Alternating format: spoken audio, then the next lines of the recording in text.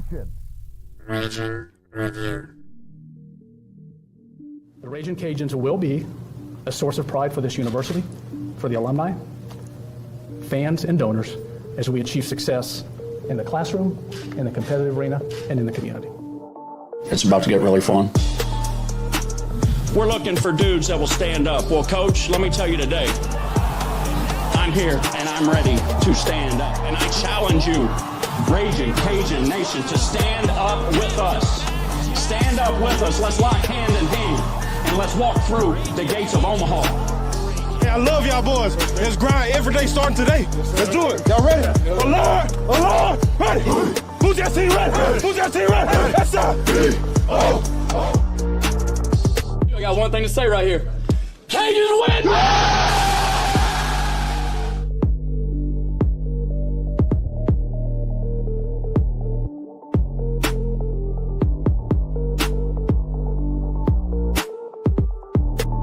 Ladies and gentlemen, welcome into the Ragin' Review podcast.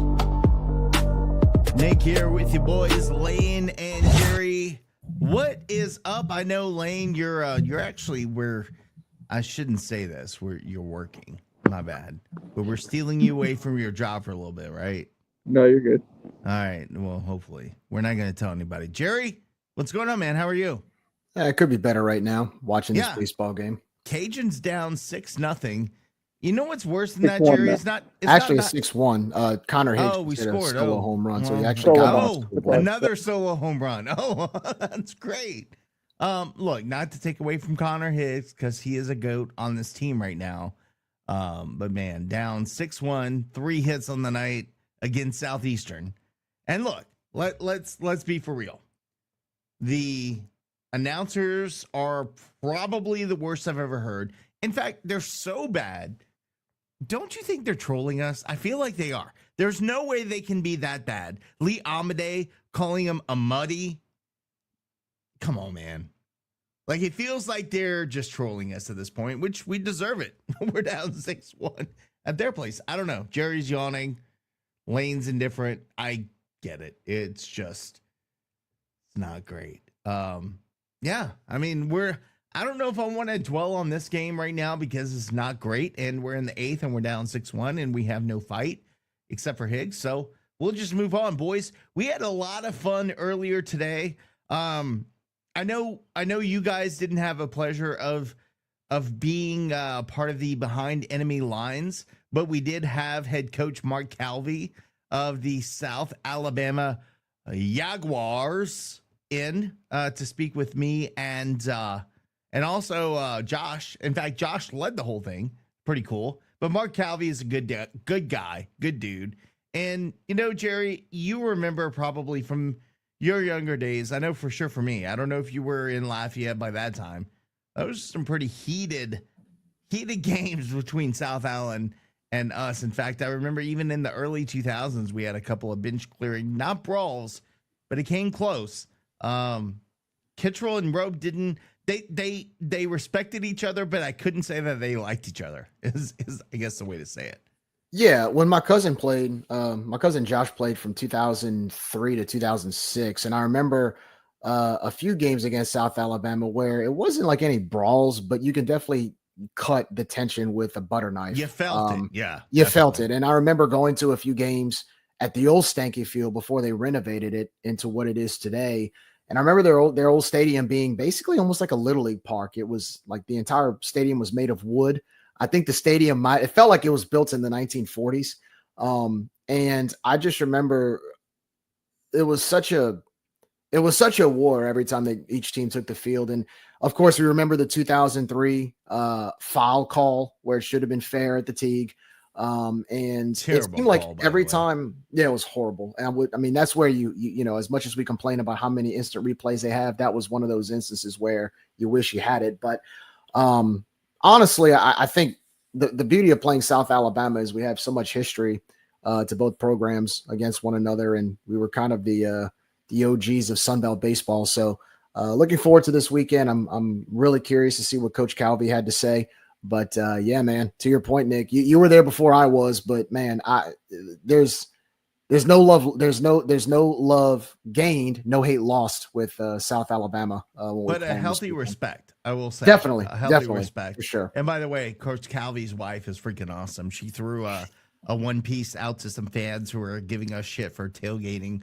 But before one game, they screamed. I think it was some students came around and said, "This is a dry county" or something like that, and she just threw up the one piece and was like, "Yeah, screw off." So Calvi and his wife are good in my book, but we'll go ahead and turn it over. One of the coolest things, Jerry, you'll see is that Coach Calvi was actually talking to us during BP. So he's actually on the field. You hear a lot of wind because just like here in Houston and in Lafayette, in Mobile, there's a lot of wind going on. So that will certainly play a factor this weekend.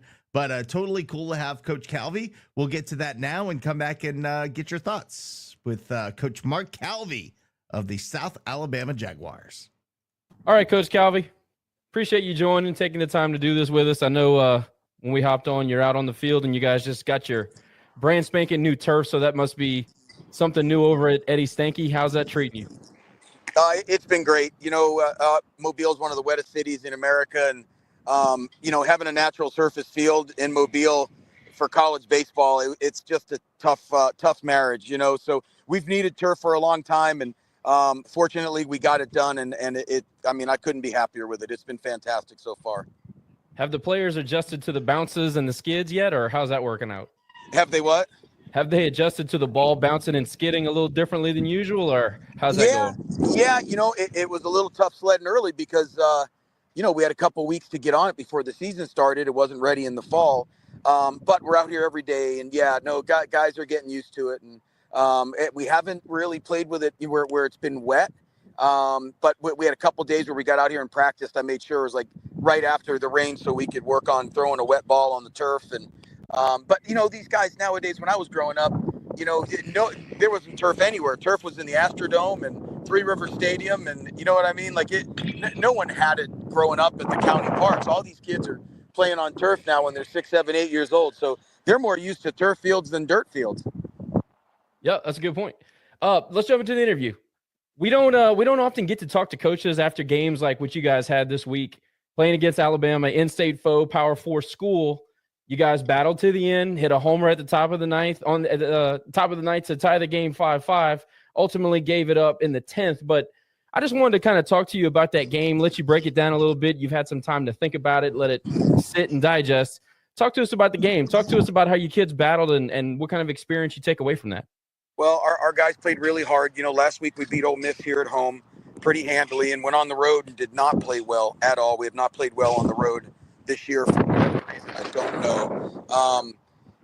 Last night we were right there. We gave up a 3. We made an error with 2 outs that brought up the guy that hit the 3-run home run. So that really hurt. But so we go down and we fought our way back into it and tied it up. Like you said, hit a game-tying home run off their closer in the 9th, and they walked us off with the home run in the 10th. That's the game. But we out-hit them. I thought we outplayed them, but that doesn't always count. That doesn't always count in baseball, man. You can get 11, 12 hits, and the other team can get 3 or 4. And if a ball bounces the right way or the wrong way, or one of those hits is a 3-run home run, it can get you. So. But we had really good at bats. We left too many men on base. We left 10 guys on base. We were really just lacking that double, you know what I mean, or that single with 2 guys on, or that double with bases loaded. We were just lacking that big hit. But and Alabama had their hand in that as well.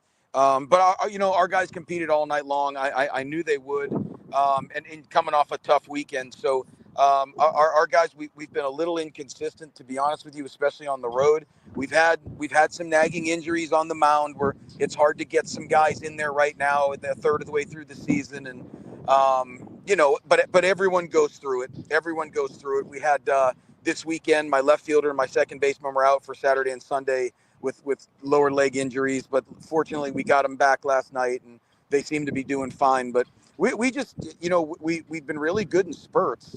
And then we've been bad in spurts so far this season. So we really need to not even worry about the perfection part of it, but just continue to worry and concentrate on the progression part of it and just be more consistent just across the board.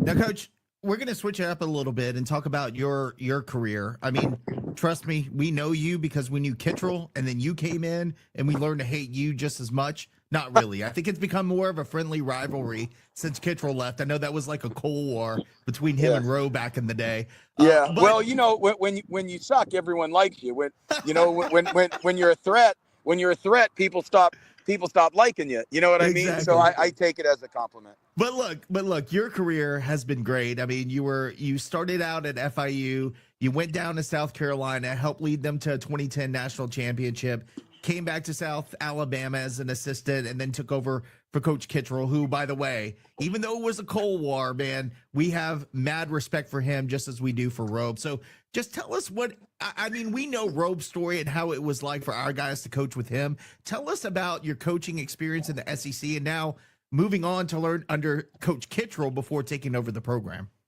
Well, I really got to learn under one of the best ever in Danny Price at FIU. He's like a father figure to me. I worked with him for 11 seasons and, my first job out of pro ball and, Danny hired me. And so I cut my teeth at FIU. There was no start in high school or JUCO. I cut my teeth at the Division I level. So Danny is the one that got me started. And then, I've just been so fortunate. I worked 11 seasons for Danny Price, one of the best guys ever, should be a Hall of Fame coach, 1,200 wins. And oh, by the way, then took Miami-Dade North or Miami-Dade Junior College to Grand Junction for the World Series. And then Ray Tanner, who is a Hall of Famer, who I learned such a great deal from both those guys. And spent 6 years with Coach Tanner, just an invaluable resource, both men, but different styles, different places. So it was really good. I haven't bounced around like some guys do, which I'm not judging at all. I just, I was at FIU for a long time, then South Carolina for 6, and then being able to come here and work with Coach Kittrell because I had so much respect for him, from afar, coaching against him. And how tough his teams were and how hard they played. I was the defensive guy getting the pitchers ready and, trying to game plan against them and their running game. And, man, you talk about some sleepless nights and some heartburn trying to get ready for some of Coach Kitt's teams back there in the late 90s, early 2000s. And then I had the good fortune, to work with him. I came in here, Coach Kitt had – his last year was 2011. And so I was able to come and be the head coach in waiting. We knew Coach Kitt was retiring. It was kind of a unique situation. Dr. Joel Erdman, our AD, had told me Coach Kitt's retiring at the end of the year, and we wanted to bring somebody in and someone that knew the Sun Belt and, that had a pitching background, and you're the guy we're looking for. And I didn't even think twice. And I love South Carolina. We just won a national title. And I'll be honest with you, when we won it, I'm like, you know what, to our other assistant, Chad Holbrook, who's now the head coach at College of Charleston, I said, man, we got a chance to do this again. We're going to be better next year. So I left a great situation, and I did a lot of the recruiting there. So I knew who was coming back and who we had coming in and who was leaving. And I just, I jumped at the opportunity to be here. Again, I had so much respect for the University of South Alabama baseball program in the university when I was at FIU. And then when I had a chance to talk to Dr. Erdman, because it's very, very important who I work for and who I work with. It doesn't matter. It could be $1 million job. If I don't like who the guy is or where, I'm not going to do it. So it was super important for me who I worked with. And Dr. Erdman was just a great guy. I was his first hire here. And it's been fantastic. But I had a chance to learn from 3 Hall of Fame coaches. Danny Price should be in the Hall of Fame. Ray Tanner is. Coach Kitt is. I still speak with all 3 men, a lot, often. Coach Kitt texted me last night after the game and said, tough one, and I kind of vented to him via text a little bit. And, I understand. He's been through it. So just really fortunate to have worked for all 3 of those men, 3 of the best ever in the college game. By the way, before you go, Josh, I do have a question for you. Back in probably around 2000, I don't know how long you were at FIU, but David Crater was a first baseman over at FIU. That's a local connection. I played baseball with him in Lafayette, and he was over there. Were you there at that time? I was. Yeah, I was at FIU. I was at FIU 1994 through 04, so I was there 11 seasons. And yeah, Dave, poor guy, he battled some injuries, man, but he was with us 2001, maybe 02, right around that range. You know, great kid though, and he and his dad, you know, they've come up and they've seen me either here at Mobile and or there when we're in Lafayette to play them. Good people, Coach. Josh, great people and great cooks. Oh well, that comes naturally. I know that makes some great Cajun food, man. But man, how loaded was that South Carolina staff? I didn't realize that was the same Holbrook at CFC. Yeah. No, it was, and you know, Chad was he took over for Ray in in 13, and then kind of they parted ways with each other, and he's been at the College of Charleston now. I think he's going on his 5th year, maybe there. So, and they have a very good club, but. Yeah, you know, Monty Lee was an assistant before Chad. He was the head coach at Clemson and now the assistant at South Carolina. And Jim Toman, who was the head coach at Middle Tennessee. And so, yeah, I had a chance to work for some great assistants, you know, fellow assistants and some great head coaches. That's awesome. And thinking back to those days, Cajuns and Jags used to have a pretty heated rivalry back then. And obviously you kind of were in and out of the Sun Belt at that time. What do you remember about those Louisiana? Well, back then, I guess it was just from USL to UL Lafayette, and we're still battling that. But back then, South Alabama and the Cajuns, man, it was good old fashioned brawls on the field back then. What do you remember from that? And how does that play into your program nowadays when we see each other and play? Well, you know, different generations, kids are different. You know, both teams know that this is a rivalry, but everyone will tell you, you know, every weekend is such a grind in the Sun Belt. If you put too much stock into one team and take another team lightly, it just doesn't work well for you. We know, you know, UL is always going to compete hard. And I had such admiration for Tony, and he was a dear friend of mine. And I was at his funeral, and it was just one of the worst days I've had.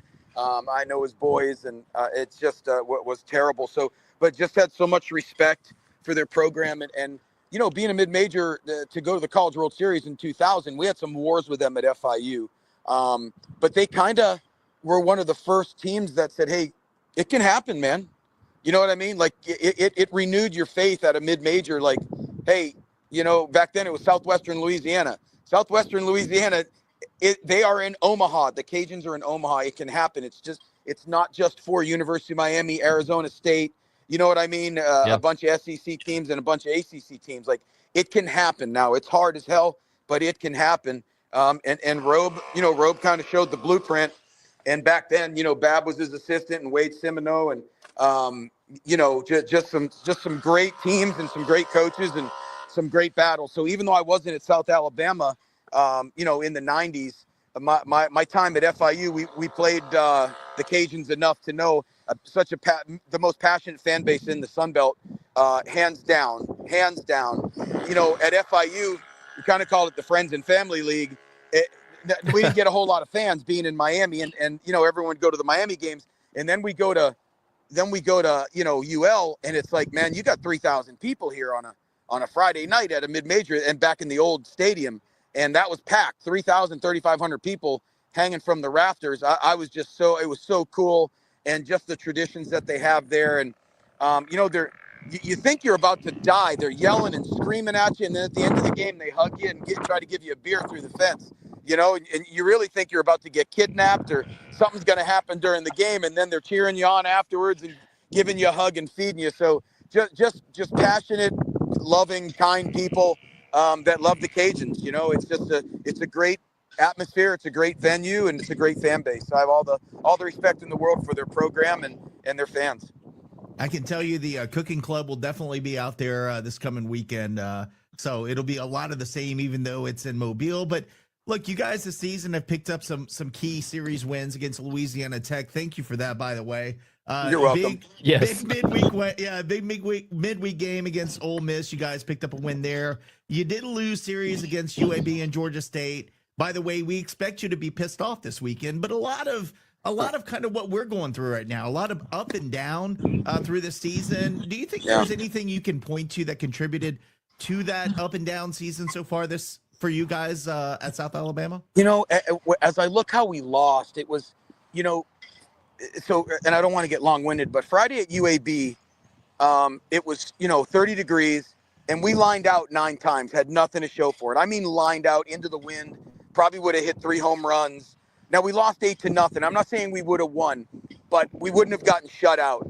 Saturday, we hit a 2-run go-ahead home run in the 6th to go up 5-3, and the umpire overturned it with no review, by the way. They overturned it. The first and second base umpire overturned the home base umpire for a ball down the left field line that would have been a 2-run home run. So it's kind of like, okay, this one we lost 5-3. And then Sunday, we got a chance to win on Sunday, and we lost 9-7, but we gave them 4 unearned runs. So we should have won 7-5. So it was sloppy play on Sunday. And then, we've had a couple injuries. Stevens hasn't been right. Our Friday night guy, he will not be throwing this weekend. He was, 93, 96 early in the year, has had a little bit of a shoulder impingement. And he just hasn't been himself the last 3 starts. He just literally has not been himself. And we haven't been able to win on Friday. And that was even at, Louisiana Tech, Jacksonville. We had to win Saturday and Sunday, which is what we did. And then, this weekend, he kind of hit the wall in the 3rd at Georgia State, and we lost. And, Saturday we lost 3-0. Again, hit some balls hard. We've had some tough luck. And then I was minus 2 starters. I was minus 2 starters for Saturday and Sunday. And then Sunday was a slugfest, and we just, we got outscored. It was just one of those ugly games. Georgia State's a very good team, and they're even tougher to beat at their place. But, when you come before that, you play I think 13th ranked Ole Miss team, and coming off the road, beating a very good Louisiana Tech team. And, it's been hard to carry that momentum. These are great kids. They work hard. They practice hard. It's just, it's coming down to, not making a play, not getting the hit, not making the pitch. When we've won, we've won 4 in a row, we've lost 4 in a row. And that's kind of the theme. We make the pitch, we make the play, we have the at-bat. The other team doesn't because we are making the pitch. And it's kind of been up and down from just a consistency standpoint, which is, it's been frustrating. But they practice extremely hard. They want to win. They go hard all the time. And, I judge them on their effort. I judge them on very little. I judge them on their effort and their competitiveness. And for the most part, it's been really good. It's been really good. A couple of those are, hey, that's baseball. And then there's a couple that really sting that we gave away. We've given 2 to 3 games away that stings right now. So we need to stop that and be more consistent because I think we have a good club. We got to keep guys healthy. And again, we've had a little bit of tough luck on the injury front at the start of the year. So hopefully, the guys that are getting back are healthy and can contribute on the mound. It's tough. It's tough though, a third of the way through the season when you're getting pitchers back and to get them work, it really is. So that's kind of where we're at right now. Can certainly empathize with you on the I was about to say that, on Josh, the injuries. Like carbon copy, man. We feel that, bro. Yeah. I would say this before we start talking about the Cajuns. Last question about the league, and I just love how good the Sun Belt is from top to bottom. Look at what happened last weekend. Georgia State is what, a South Alabama and a Louisiana, we've spent most of our existence at the top of the Sun Belt. Georgia State, we look at them as a middling program. Not saying anything bad about them, just to say that Georgia State is a decent program, and you probably consider them 5, 6, 7 in the league. Talk about how impressed you are with the overall health of the Sun Belt and how it just continues to develop. And again, the last 2 years we finished in the top 5 RPI leagues. Oh yeah, no, it's the Sun Belt is no joke. And when you added Coastal in 17 and Southern Miss and it's James Madison and all those teams are in regionals. We've kind of. We had some rough. 22 was probably one of the better teams I've ever had on paper, and we lost our Friday and Saturday starters week 3 and week 5, and we finished 5th. That's how good we were. We hit 302 as a team and fielded 978, and we couldn't finish games. I had relievers starting, and So the league, it's just it used to be guys that if you were a South Alabama or a UL, if you played poorly against somebody, you could still sweep or win 2 out of 3. That's not the case anymore. You've got to play well or you're gonna get beat. Like you ain't leaving there winning if you don't play well. Winning and losing, it's a razor thin edge, and it's and my time in the SEC, it's sometimes, man, it's not who you're playing, it's when you're playing them. It's like you could be playing somebody that might be a little bit more talented than you, but if they're not playing right or their kids aren't locked in, you're going to wear them out, and that can happen to you in this league every weekend. Every weekend, there are no easy outs. And like we've been out of the postseason for the last couple of years and fighting like hell to get back in. I think if we can stay healthy, I think we have a club that can make a run. I really do. But there's just no breaks in the league. There's no breaks. App State used to be able to go and get them, and Kermit's done a fantastic job. And hell, they had one of the better offenses I've seen in the last 5 years last year. Up there in Boone, North Carolina. So there's just nothing about this is easy. That's what makes it fun.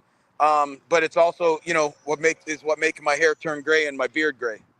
And I think that's what's going to reflect in the RPI at the end of the year when we go to look at regional, invites. I think, just because you don't win the tournament or you don't win the league, we're going to have a few teams in there that belong there. So right. It used to be, in 2015, we beat Alabama, Auburn, and Mississippi State. We won the league, the regular season league. We lost to the Cajuns in the 14th inning, and we didn't get into a regional. It only took one team. So I'm very, it's very fortunate. I'm proud that we were getting multiple teams in now, and it's a matter of, you got to schedule and you got to win and you got to play good opponents that play good opponents that play good opponents, and then you got to do your fair share of winning, and you got to win on the road. You can't just sit at home and play a bunch of games at home because you don't get as many RPI points for that. So I think it's all the coaches' willingness to schedule good teams to go on the road and play Arkansas. You know what I mean? To go on the road and play Nebraska or a Big Ten, an ACC team. To play all these guys in the midweeks, and that's what it takes to build this league. That's what it has been taking to build this since I've been here. And we've talked about it a great deal in our coaches' meetings. It's like, man, you don't need to play a team that was 4-52 the year before. Like, that does nothing. Yes, you're going to win. God help you if you lose, but that doesn't help any of us to try to get more than 1 or 2 teams in the league in the postseason. So I think guys have really taken scheduling serious and put together a challenging schedules and kind of anytime, anywhere, any place mentality. And I know that's what we have, and I'm grateful that a bunch of other coaches feel that same way. Yeah, how far we have come as a league, I totally agree. A few more questions. We'll turn it over to the weekend series we have coming up. Stevens, Willingham, Davis, they got the start on the bump for you last weekend against Georgia State. Is that what we're looking for as far as rotation goes against us this weekend? No, we'll see Willingham here and then Davis. Stevens has had a little shoulder impingement where we had talked about that a little bit earlier. So he's not hurt. He's not hurt. It's just kind of a nagging. So hopefully we'll get him back in another week or two, because he his first start this year was against Kent State, and it was 93-97 and a nasty slider and a nasty curveball. He's been a little bit different the last couple of weeks, and we got to get him right. And offensively for you guys, I'm looking at the stats right now. You got Brennan Holt, he's slugging 648. Duncan Matthews is batting 439, slugging 537. Pretty much all of your starting lineup is at 300 or better. Talk to us about offensively what we can look forward to this weekend against you guys. Well, hopefully a lot of that. Hopefully a lot of the 600 slugging. I know it's a lot easier said than done, especially against a really good pitching staff and a well-coached pitching staff. I know Gunnar does a great job with his guys, and they're prepared. And it's just, man, we need a performance like we had at Louisiana Tech. They had a very good pitching staff as well, and we just really stayed balanced and we just didn't give a whole lot away. You just can't give at bats, pitches away to good teams and good pitchers, because they make you pay. Every game you have windows of opportunity, and you gotta you got to take advantage of the opportunities, and you got to get through the crack, however small it might be. You've got to get through there, or you got to keep working to make that crack a little bit bigger. And when we're going good, that's what we do. It's kind of a mob mentality, kind of gang up on somebody mentality, offensively. And when we're going good, that's kind of what we do. To be honest with you, that there's been some games where we've had a bunch of double-digit hit games, and that's been the approach. Pass it back, have great at bats. No one goes down easy. And you just, man, you just try to get that guy out of there and bring the next guy in and wear that guy down as well. That's been our philosophy. And when we've gone good, that's kind of been how we've done it. Hey, Coach Cal, you mentioned this team can make a run. You feel like you have the roster to do that. Maybe this won't show up on the stat sheet, or maybe it's something that outsiders wouldn't know. But if you could point to something about this year's roster, maybe it's chemistry, maybe it's work ethic, whatever the case is, what is it about the 2025 Jaguars that you think has that extra something to it that can push them over the edge to get back to the postseason? Well, our guys like each other. Now, again, we haven't, it's not like we're in the dog days of the season, but they like each other. They have good energy and they work hard. They really do. They show up, they practice hard. It's not, not that Allen Iverson nonsense where, practice. Like, what do you mean? What do you mean you want me to go hard at practice? I'm a game guy.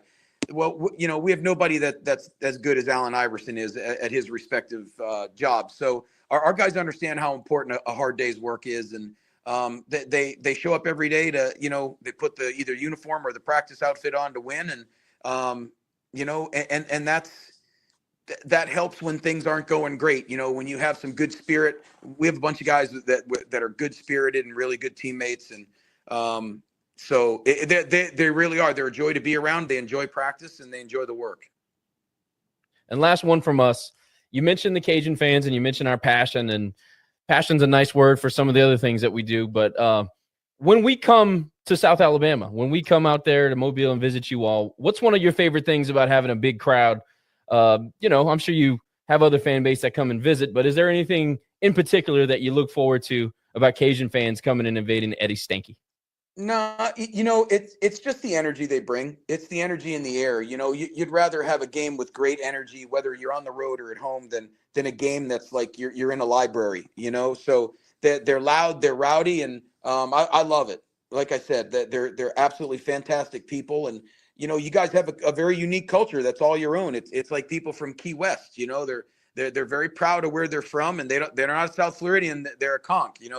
They're from Key West, man. You guys are Cajuns. It's just a very unique, very family oriented, caring, but very passionate culture and fan base, which I absolutely love. Excellent. Ladies and gentlemen, Coach Mark Calvi, head coach of the South Alabama Jaguars. You can catch him this weekend in Mobile, Alabama at Eddie Stanky Field. Watch the boys go out there and play them. Coach, we appreciate your time. Come on anytime. You're welcome. Thanks, guys. I appreciate you, man. Safe travels. All right, Coach Mark Calvi. And Jerry, as you hear, I'm starting to lose my voice again. It kind of comes and goes. But Coach Calvi, I mean, I know you weren't a part of that conversation, but man, Coach Calvi, as long as I've known him, has been a super nice guy. His wife is wonderful. I know I told that story about how she responded to some trolls at South Al, but man, just good people. And again, just yet another coach that is tough to root against when you play him because they're such nice guys. Not Kittrell. Kittrell was like I said, Kittrell was like Cold War, Russia versus USA. This is a little bit different. Yeah, it was kind of weird seeing that, kind of seeing it from the other side because, when you think of South Alabama, like you said, you think of it being a little more intense. You think of it being a little more obviously they're a baseball rival, but then you listen to Coach Calvi talk and, it's like you were saying, you're just talking baseball to a coach who seems really cool, and I know I couldn't make it, but I do want to thank Coach Mark Calvi for coming on and giving us his time. I know they've got a lot going on this week leading up to Friday or the weekend in general. So that was really nice of him to do that. He seems like a really cool guy. And again, how cool was that? I mean, they literally had BP going on, and Yeah. Coach Calvi is out there, talking to us. Like, Just that's chatting it amazing. up. Right, That's right. And crazy. that's the beauty. Like I find that I've always said that about baseball coaches. Like they're a lot more, nothing against, football, basketball coaches or any any other sport, but it seems like I guess baseball coaches seem a lot more patient, I guess, because of the long drawn season. You kind of have to have patience and just Yeah, the way 'cause they it's not a present 12-game themselves. season. You're 54 Right. games into it, right? So it's a little bit Right. different. And they're all just kind of like Coach Skylar Meade was the same way last weekend, or when we talked to him, and they're all just kind of laid back and they love to talk baseball. Jerry, Tony. how you feeling about Coach Meade this week? I mean, he got a little trash talking from our own radio guy saying, not a Look, fan of Meade on his call. Just wondering how you feel about him today. I think he's still a cool guy. I mean, the way he conducted himself on our interview was really cool. dude, Sky was a nice guy. I mean, I don't like the way his team acts, but right. I mean, sometimes did I like different conversation. Did I like the way his team acted? No. Did I like the way one of the player parents decided to swing at one of our fans? No. Well, you saw how that ended. Sky only has control of one of those two things, and so I've got nothing against the man. I thought it was a great interview last week, and he even said it before the interview. He said, this is our off day, so take all the time you need, and we just talk baseball. And you could definitely tell he also, just like Coach Calvi said, he had a lot of respect for our baseball program, and talked about the experience that he was looking forward to. I mean, I wish the experience would have been a little bit better for their visit, but right. My opinion of Skylar Meade has not changed. He's welcome here anytime. I think he's a great coach. I think he's done a great job with that team. I mean, they're really, really good.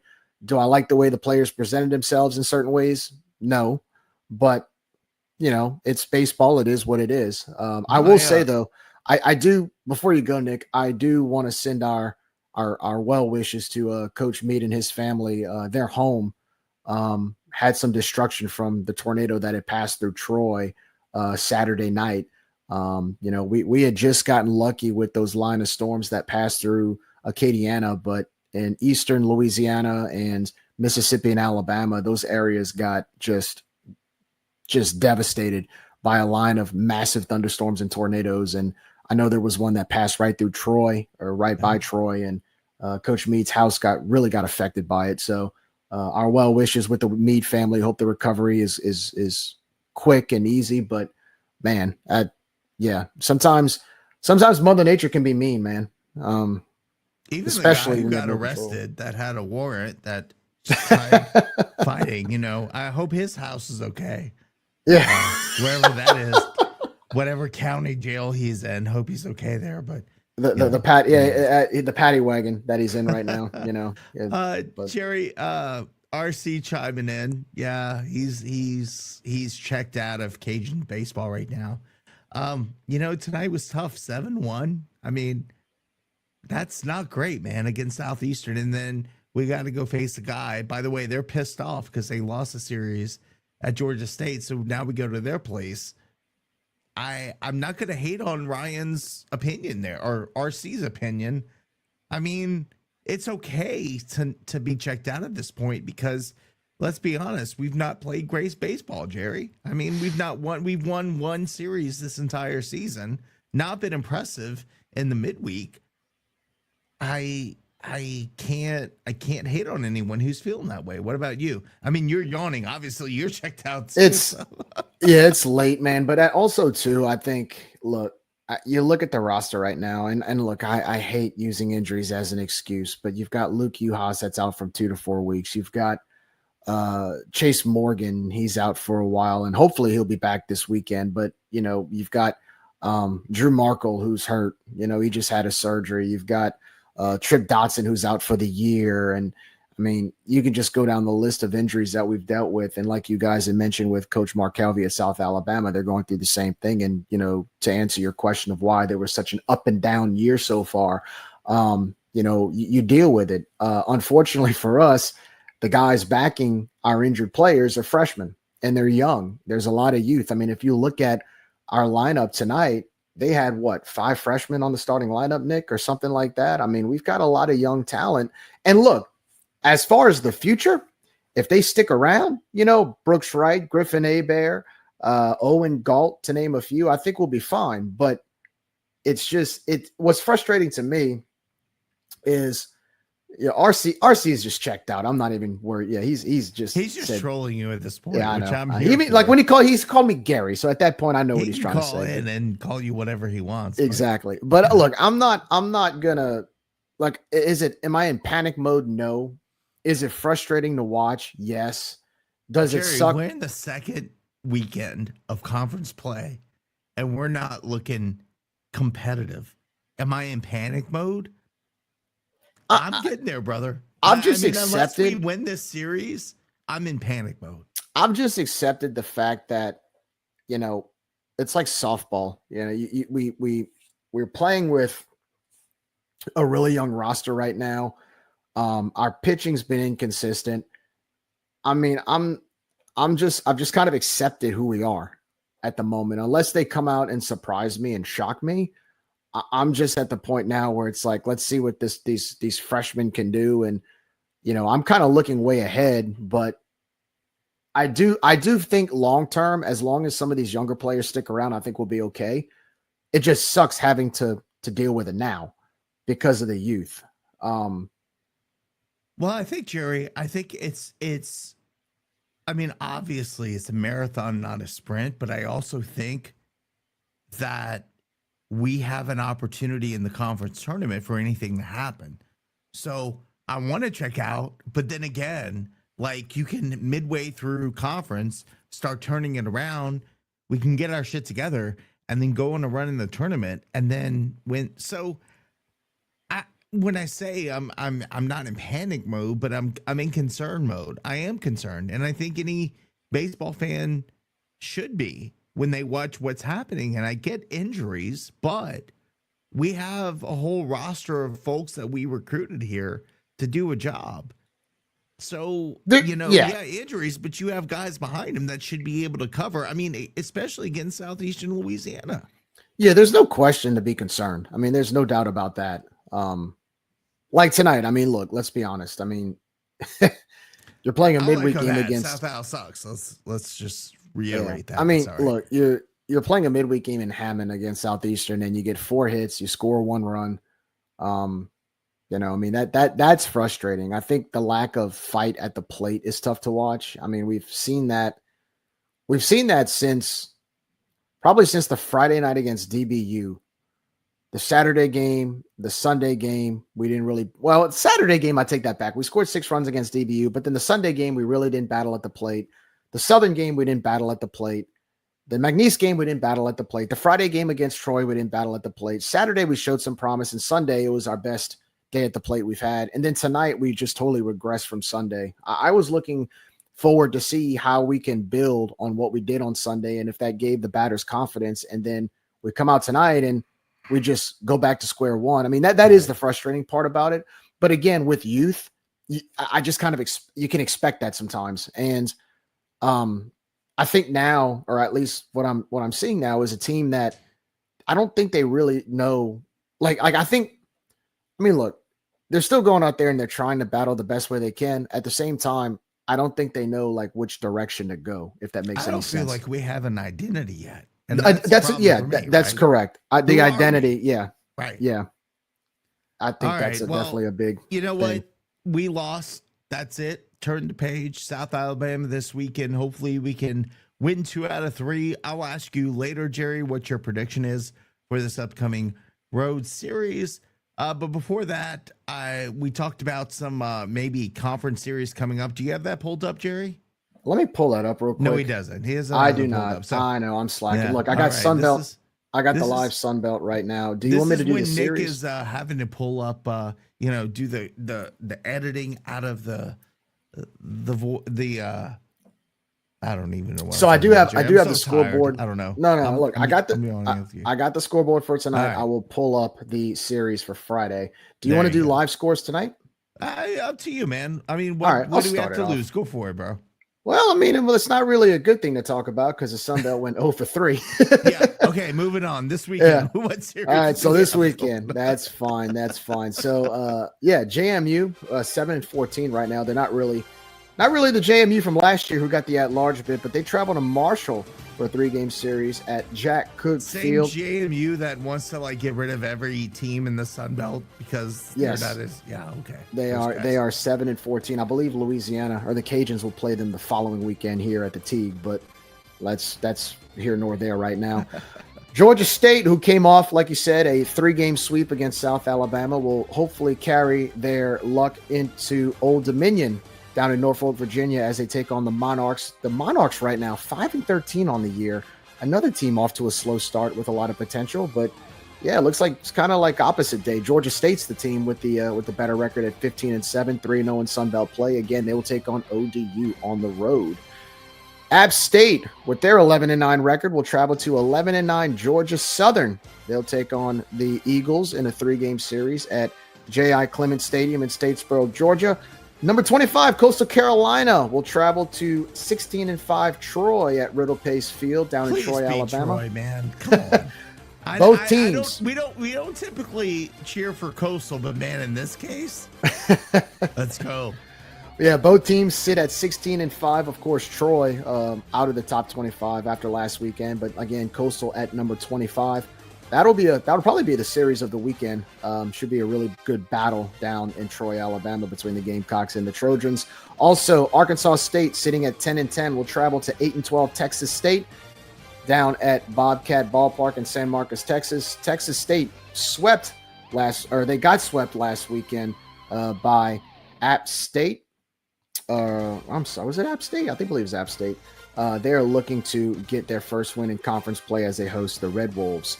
Also, number 23, Southern Miss at 15-6 will travel to 9-11 ULM at Lou St. Amant Field in Monroe, Louisiana. The Warhawks looking off to not the best start, but they have some promise. 1-2 in Sun Belt play. Again, they'll host Southern Miss. And of course, last but not least, the Louisiana Raging Cajuns with a 9-13 record. Will travel to Mobile, Alabama to take on the South Alabama Jaguars at Eddie Stanky Field. First pitch for the Cajuns will be at 6:30 on Friday. So it's a pretty good series this weekend, Nick. Going to be curious to see what happens with Coastal and Troy. Want to see how ULM handles Southern Miss at home. Southern Miss, of course, again, number 23 in the country. And I want to see what happens with JMU. I'm going to keep an eye on them, considering the fact that we'll probably play them the following week. Let me double check on that real quick, Nick, while I have the schedule up. Yes, they will be going to Louisiana next week. So I thought so, yeah. Yeah, for sure. Should be some good baseball this weekend. Appreciate you looking that up. Let's talk about softball real quick before we move on to the next topic. Do we have to? Obviously, no. Well, we're going to mention it. How about that? All right. So Cajuns go 1-2 against Marshall. They lose their first conference series in how long? 12 years. 2013. Years.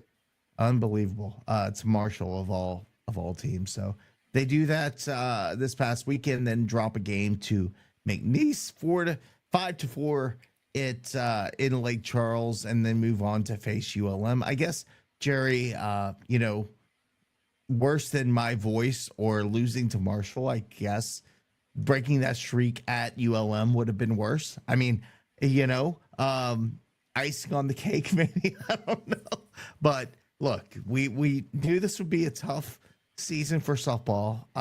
Not gonna hate on the ladies or Coach Alley or any of the coaches, but again, worse than my voice is the fact that we're not doing so great in softball, but great things ahead. And again, they have a chance to turn it around as well. I think so. I think what's frustrating is somebody made a post. I think it was on Raging Cajun the other day, and majority of our lineup that should be playing for us are playing at either Texas Tech. One of them's playing at Alabama. Pitchers at Oklahoma. It's like, man. And then you look at what those teams are doing right now. They're all in the top 25. And I'm just like, man, if we would have had all of them here with some of the talent that we already have, we would be in the top 15, and it's just that's the frustrating thing. Of course, it's the consequences of NIL, but I think we all kind of knew coming into this season that this team was going to struggle just because they really are starting from scratch with a new coach and Coach Allie Habit. So, I just want to see what they can do this weekend. Look, if you can get the series win at home against ULM, hell, just go for a sweep. Why not? Right? Go for a sweep, see what happens, build some momentum, and just let the chips fall where they may and just keep grinding. That's all you can really ask for. People ask me, like, why don't you have the same energy for softball and baseball? It's because we had higher expectations for baseball. Like, they were not in the same predicament as softball is. So, yeah, softball is going to get a little more leeway because of the situation they're in, right? It's right. So, whatever. I'm over that. Jerry, you ready to get to the fun stuff? Yeah, it should be a lot of fun. Let's see. So, look, Monica Hebert, who is one of my dear friends, I've known her since I was literally a kid. Met her in 1997, my freshman year of college, working for Coach Robe. She was a member of the cooking club, has been a loyal UL supporter since then. She noticed some things that were lacking that used to be standard at UL. And I'm not going to give away what those were, but she posted that publicly on Facebook. And when she did, that was so out of character for Monica, because I know Monica. She is a wonderful person. She doesn't complain. She doesn't bitch. She doesn't moan. But if she does, then there's a problem. And so she did, and there's a problem. So we had a great conversation with her for about 35, 40 minutes today. And I think it's important not only for our fans to hear that they're not the only ones that are saying these things, but that we're not the only ones saying these things. We say them publicly, Jerry, and we get lambasted for you're just complaining, you're just moaning, you don't care. And that's not the case. The reason we bring these things to the forefront is because we don't get a response. Honestly, we don't have a relationship with the administration. We'd love to bring these things to them, but we don't have that relationship. So as fans, we come on this podcast, we talk about it in the hopes that somebody listens and corrects it. So with that being said, I will go ahead and move forward with what we talked with Monica about today. A super respectful, amazing interview with an absolutely amazing talent in Lafayette.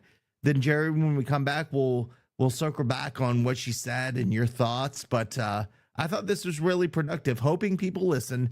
But let's turn it over to our conversation with Monica Hebert. All right, welcome in. We are very excited to, as I titled this segment, Convo with Marketing GOAT, Monica Hebert. Monica, it is good to have you here today. How are you? It's good to be here. Thanks for inviting me, Nick. And you and I go way back. I will say 1997 was my freshman year in college. I started working for Robe. I remember you back in the day. And I told you I would have some embarrassing stuff, but it's more embarrassing on me. But I'm going to play this real quick because you were the producer. So let's take a look at what Monica Hebert, working for, I think it was Cox. Didn't you work for Cox Communications? I did. Monica gave me my first voiceover chance ever. So here we go. New chairback seats are now available, and we invite you to come and support Acadiana's 1999 NCAA Regional Champ. The Ragin' Cajuns are looking to best their final rank of 18th in the nation and want you to be part of the action. Get your seats while they last. Call 482-6189 today. Hi, I'm Tony Robichaux, head baseball coach for the Ragin' Cajun baseball team, here with our seniors today to remind you that opening day is just around the corner, February 5th against Sam Houston State University. Monica. Oh, wow. I've totally forgotten about that. Fantastic job. By the way, I will never forget. I want to tell you, I will never forget who put that back on there. I will not forget the fact that you said, we want Chew, which was something I kept saying because I'm a coon ass from Lafayette, from Scott. I kept saying, we want you. And you were like, listen, I'm not trying to offend you, but don't say we want you. Say we want you. You. Did I not sound like a baby in that? Holy cow. I must have been 19 years old. But so thank young. you. But thank you. You gave me my first voiceover work. I saw Josh jump on. He's covered his mouth. But those were some good days, weren't they, Monica? Fantastic days. We had so much fun back in the day. We did. So let's talk about, you had a Facebook post come out the other night, and we all saw it. I saw it. And I said, let's talk to Monica. I don't want to have an interview. I don't want it to be like super structured, but want to have a conversation. We say a lot of things on this podcast that rub people the wrong way because it feels like it's just coming from us four, right? But we are sort of a voice of the fans that we hear from and talk about these things. And some of the things that you talked about were about tailgating costs or about ticket prices, the overall experience, like walking in a Cajun field or the Teague with a freaking baby bottle. I mean, really? So And those things happened. yeah, so let's talk about that. So let's talk about your post and the content of it. I don't have it up in front of me right now. I'm happy to pull it, but let's talk about what kind of initiated your thoughts into composing that, because Monica is a marketing guru. She knows what she's doing, but like, you also don't go out and publicly ever say any of this stuff. So for it to get to this point, got to be kind of serious. It is kind of serious. And I found it interesting, like I was saying before, that not a single person that responded to that post disagreed with anything I had to say. In fact, the majority, everybody agreed. By the way, that's an awesome sound for your ringtone. Girls just want to have fun, and everyone knows that is my my jam on my phone. And so here's the thing. It started off with this, right? We signed, let's talk baseball first.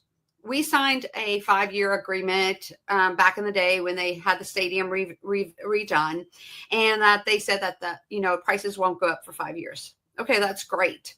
And when you're saying we, are you talking about? I have some people that I own a box with down right field line. Okay, understood. Okay. And so they did actually increase it a little bit, and we just let it go. We noticed it, little increments, but we were like, man, it's not that big of a deal. But the minute our contract was up, they jacked our prices in our box up $200 per seat. $200 per seat in 1 year. That is a 46% increase. Okay. So when you're looking at a 46% increase in 1 year, that's astronomical.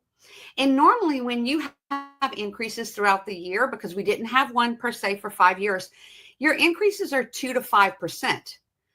That's 46% increase totally exceeds a 2 to 5% increase over 5 years.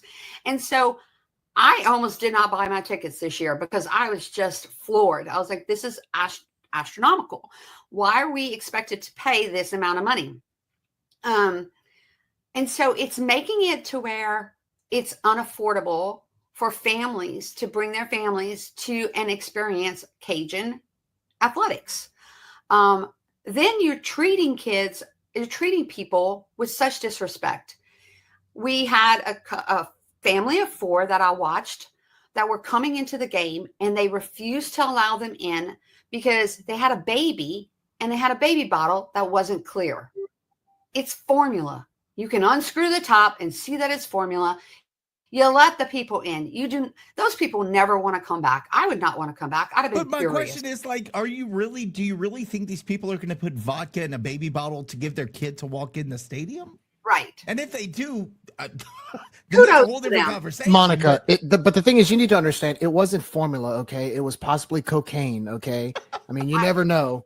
You know, it's crazy, Homeland but that's how they Security. think. Look, that's how some of these people think. Like, what if it's cocaine? What if it's something else? It's like, it's formula. It's baby formula. It's baby formula. And I mean, I know there are things that go on in the universe and in the, in the country and stuff that are dangerous and stuff like that. And you have to be aware and you have to be conscientious of that. But if you can unscrew the top and see it's formula, then you don't turn people away. It's getting out of hand. The sippy cups, a kid's carrying a sippy cup and it's not clear. Oh, okay. If it's clear, it could be vodka. Like, really? Did I freeze? Oh, here you go. No, you're good. You're good. It could be vodka, but I mean, the kid's not drinking vodka walking into the game. I don't get it. I mean, and the same thing happened when I hadn't been to Cajun Field in a while. Went to a homecoming game against South Alabama a couple years ago. And this woman is like yelling at people, hey, you make sure you don't take that into the stadium. And it's like, is this really necessary? Right. Like, they're paying money. And so those people left. I don't know they ever came back. We're paying a lot of money, and it's a continual thing. Just keep paying, just keep paying, just keep paying. I don't know if you know how bad tailgating has become. And I've seen baseball, football tailgating. I have the book in front of me right here. Like I did my research because we have a group that we've had 3 spots in a row, and it's right across from the Cajun Cooking Club. And our first spot is on Reinhardt Drive, and then the second spot and the third spot are right behind it. Last year, those spots cost $1,000 plus $200 for parking. Plus, you have to have 2 season tickets, right? This year, that one spot on Reinhardt Drive is over $5,000 because Who's going to pay for that, Monica? Cajun Walk. So my thing is this: we have had that spot for over 20 years. Our group has. Well, now it's not affordable. Like the Champions, and now they're calling it the Champions Fund, not your RCAF fund or whatever. That's the $5,000 contribution that you have to have in there. That's ridiculous. Like it's over the top, and you're not being loyal to your fans who have been loyal to you. And as a marketing person, all these other like businesses and stuff are creating loyalty programs to show how much they appreciate their customers, right? They have apps where, oh, you buy this much from us, we're going to give you this for free, and we're going to give you this for free, and we're going to do this for you, and you're going to win this and stuff. It is the total opposite at UL. There's no loyalty to us. It's you be loyal to them, and that's it, and keep giving and keep giving and keep giving and keep giving. And I've had enough. It's not fun anymore. It used to be $50 for a tailgating spot, and you could not get a tailgating spot because there was a list of people waiting for them. Go walk through tailgating now and tell me if there's anybody in there. It's empty. It's been empty for years. Like, wouldn't you? Right. It just doesn't make sense. And I'm so sick of hearing, well, go down the road and see how much you're going to pay. And that's a problem to me. Well, no. But here's what I have to say about that. If you want to compare us to SEC, which we are not SEC, right? But if you want to compare us to SEC, then don't just compare us to LSU. Ole Miss, nobody pays for a tailgating spot at Ole Miss. You run for your spot, it's free, and first come, first serve. So everybody has their little niche. So why do we have to always compare ourselves to down the road? Can't we be individuals? That's who we are. Be different. And not only that, before you go, Jerry, not only that, Monica, but I mean, an RV spot down the road is a lot cheaper and a lot closer to the stadium. It is. I mean, I've been there because I was invited because they were like, yeah, I'm not paying their prices for, like, I can come to an SEC game and pay less money. I think one of my friends has an RV spot down the road, and it's $1,500. Right. But the problem is when we say this, Jerry, and you know this, when we come out and say this, we're told, no, well, we need to build a stadium. We need the money. Well, I get it. But do you want a whole bunch of empty spots for a lot more money, or do you want to fill it up and charge less? There's 2 parts to that, to what you just said, Monica. And I'm going to push back a little bit, and I'm playing devil's advocate for a second, right? No, because absolutely. Monica, we've known each other for years. I know you're a member of the Cooking Club. You've been a loyal fan for many decades, and you've paid your fair share to support and Jerry, this I don't program. know if you know this. This is how old of a fan I am. I was a USL cheerleader. Built all these facilities. We're trying to raise money for the baseball clubhouse. We got a brand new renovated football stadium. We have all these different capital campaigns and all these big facility projects that we're doing. We need to find a way to pay for it. And some of the arguments may say, like you said, we're not an LSU, but we try to compete at the highest level we can, especially in the diamond sports. We still want to go to Omaha. We still want to go to Oklahoma City. And to do that, we need money.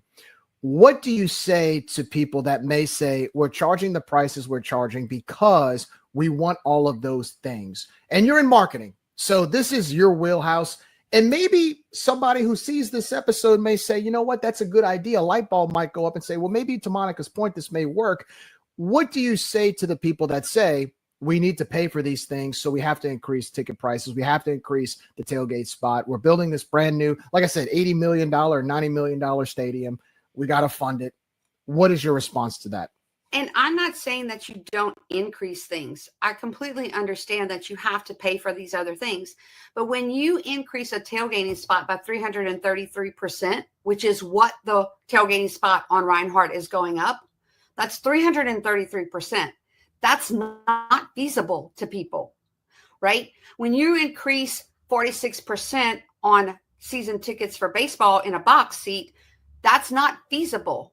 You have to be realistic on the percentage in which you're going to increase. And you have to allow people the capacity to be able to pay for this. Because right now, what you're doing is you're alienating people. And so those people can't afford it. So they're not going to go anymore. So you might have a stadium, but it's going to be empty. So if you had an increase that was tangible, but also realistic, and people can afford, and they can afford to bring their families, right? Then you would have a stadium filled with people, and you'd have a great crowd, and families can afford it. And then you'd have a lot more money than just having a little bit of people that could afford it because you've outpriced yourself. The other thing to that is this, right? Loyalty comes into play. When you have kids and you want them to come and experience the UL experience, and you don't have the money to do it because they've outpriced themselves, then those kids don't get that experience. I remember growing up, my parents brought me to every single basketball game. That's why I wanted to be a USL cheerleader, right? And then you have that loyalty from a very young age. And then from that loyalty continues, and then you become a ticket holder. But if you don't have that as a child, right, you don't have that loyalty, and then you're not building that loyalty from a young age. Though that loyalty is what continues to make people want to buy tickets from you and continue to go to games. And by the way, Monica, they just changed the Young Raging Cajuns Club, which I know. I was told, well, we have to do this because, you know, it is what it is. So now, not only one, do they not have a mascot, which I'm still pissed about, and we can talk about that on the whole thing. They don't have a mascot to market to kids.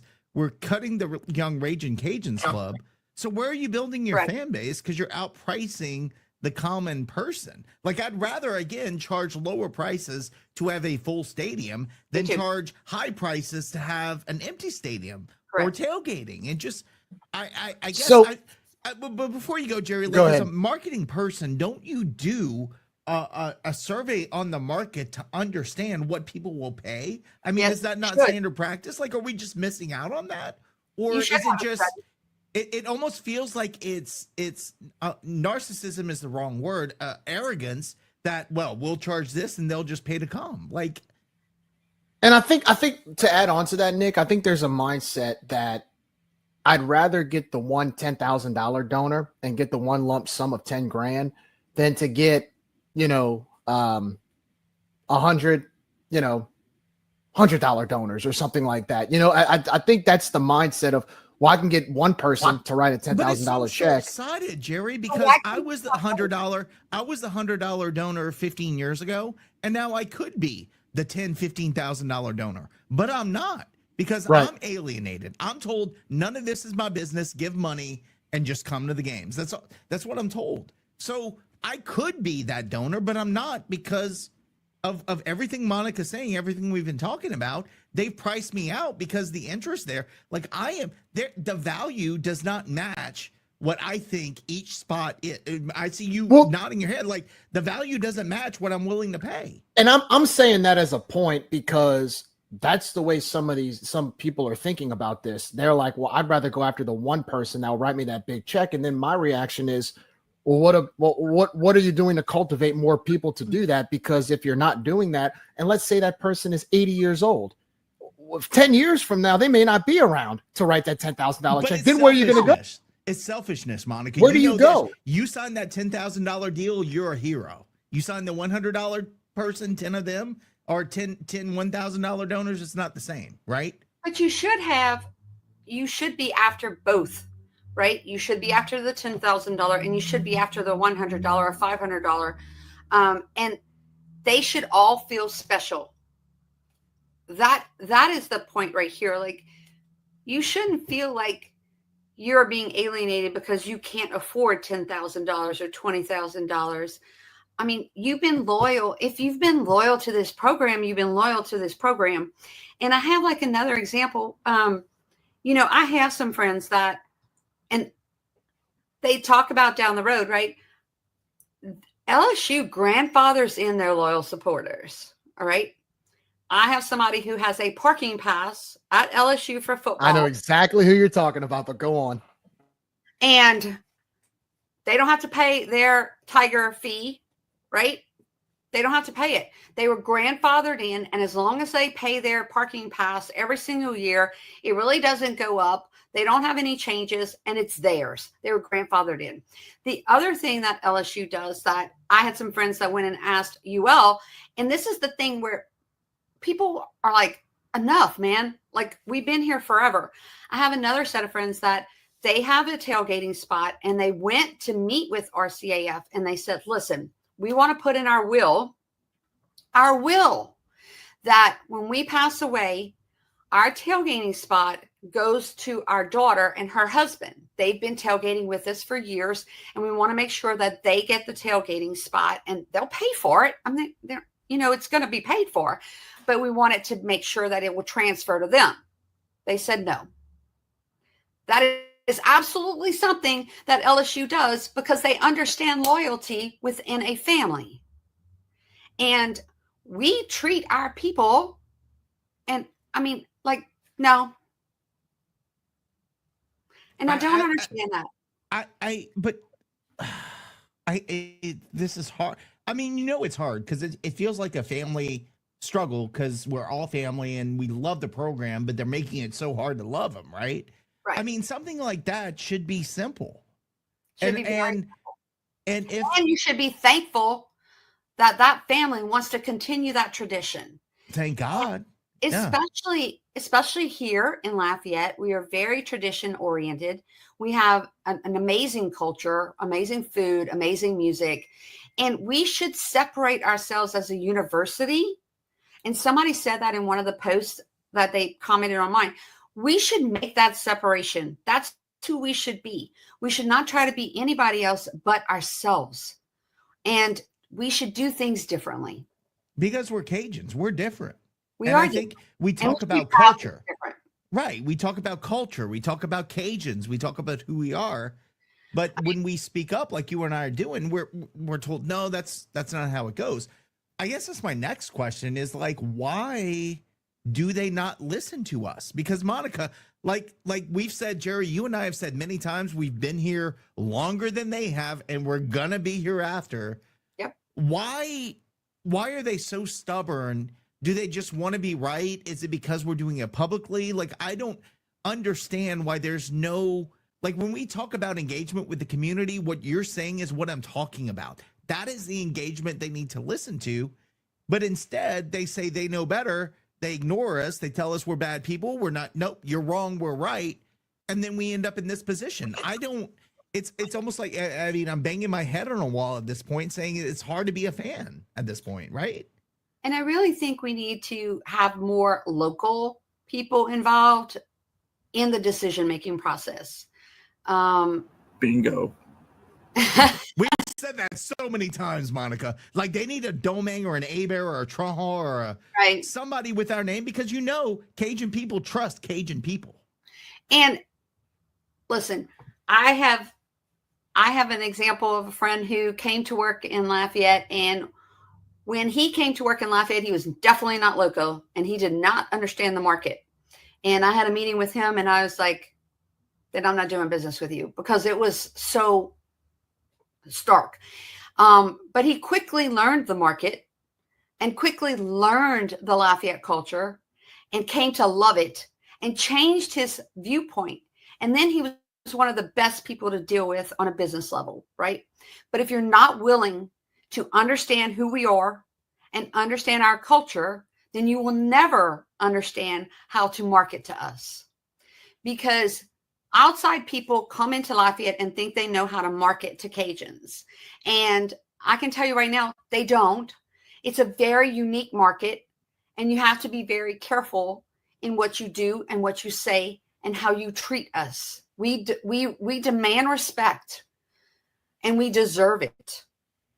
And also, too, like, you don't come in here and try to implement your business model that doesn't include the culture here and then insult the people here when they don't buy into your business model. Like, there's always going to be a business model when you have a strategy, but the business model has to evolve around the environment that you're in.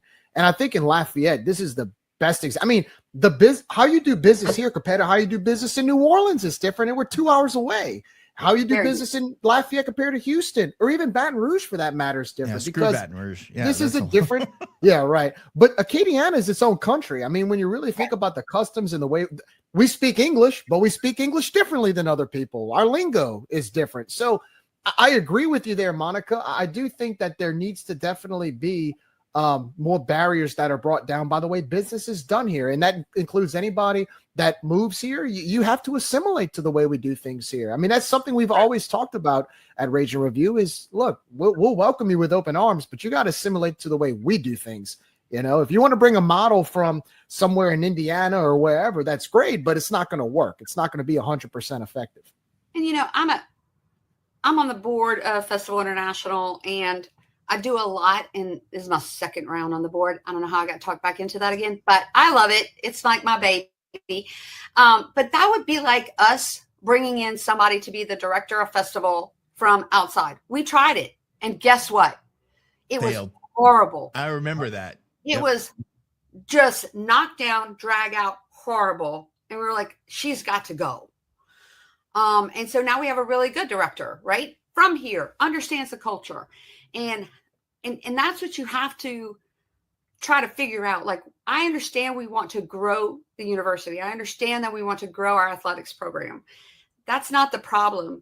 It's how you're growing it and how you're disrespecting your loyal fans and your loyal customers that have been there forever and ever.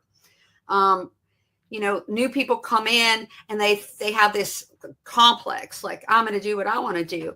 Well, that's great. But we've been here for 20, 30 years, and we've been doing this for a long time. And, you know, have a little bit of respect for how much we've done. And I mean, even with the cooking club, we've been doing that for 25 years, and it's a lot of work. It's a lot of work. You know, most of us that are doing it don't see half the game, at least half the game, right? We're back there cooking. Oh, I know. Have a little respect. We actually have real jobs that we do, and this is on our off time that we volunteer to do.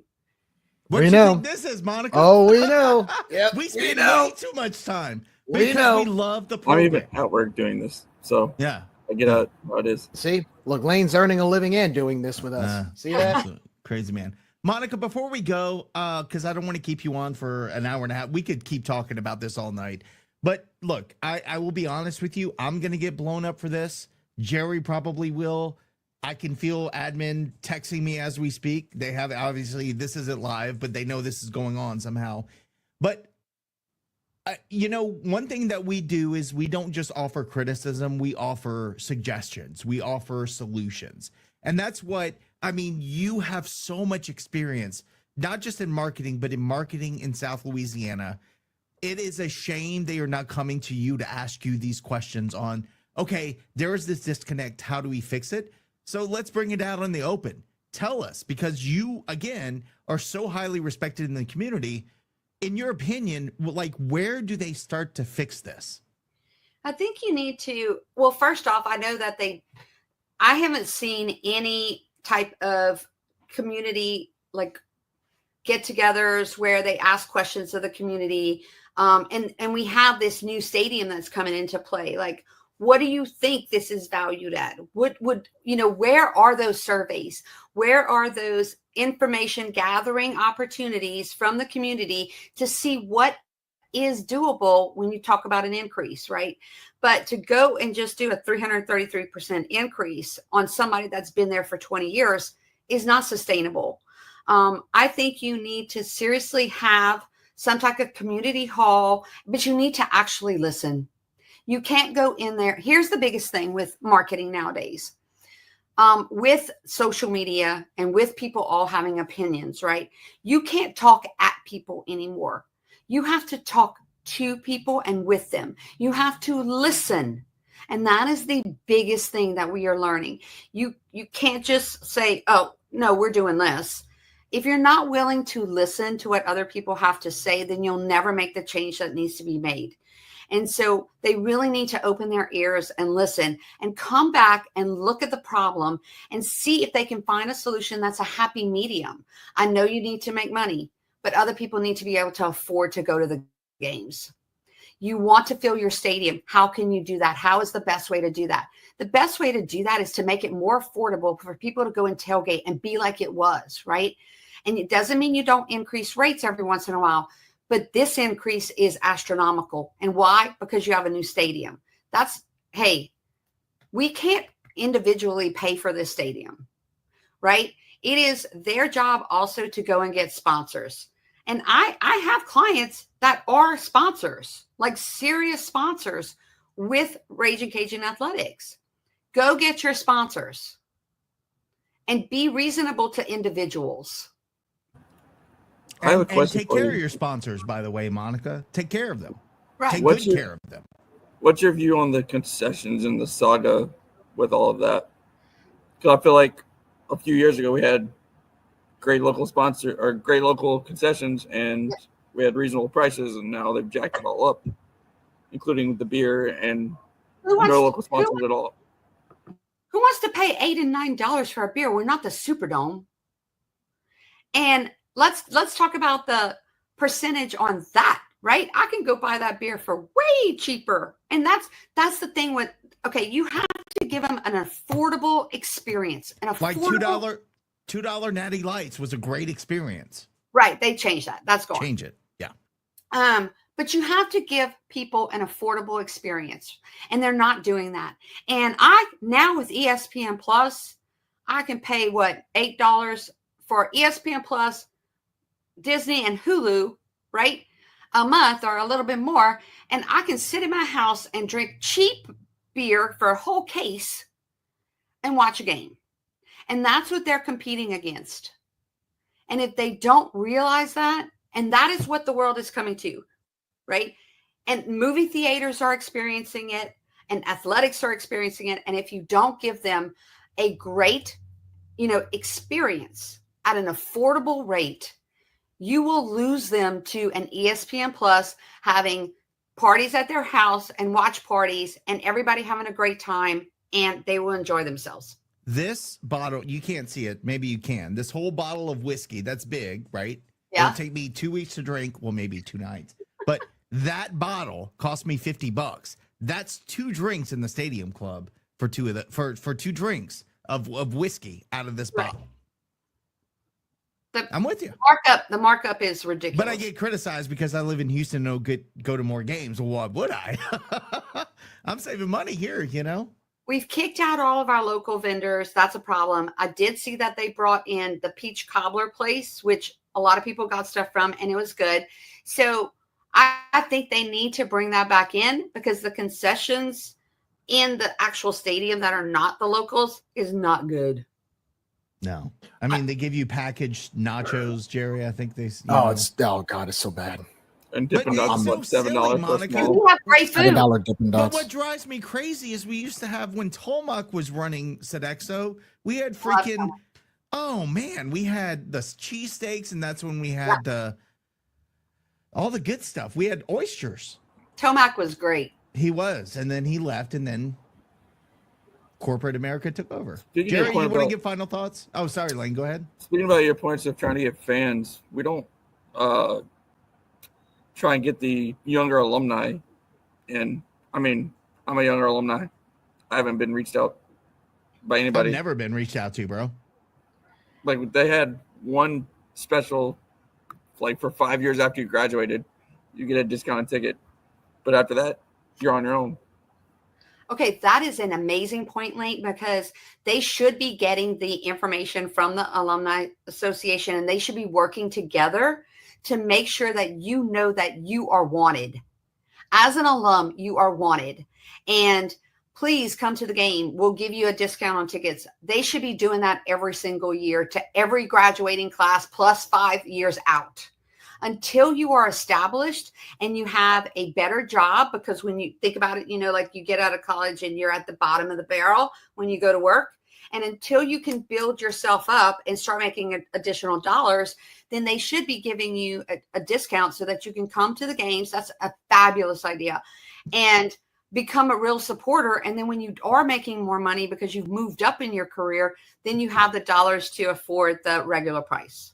And what I know, one of my friends at LSU, when they were still in school, at the time they signed up for the TAF, because if you join the TAF at $5 a month, then when you graduate, you are guaranteed to get to have the opportunity to buy tickets.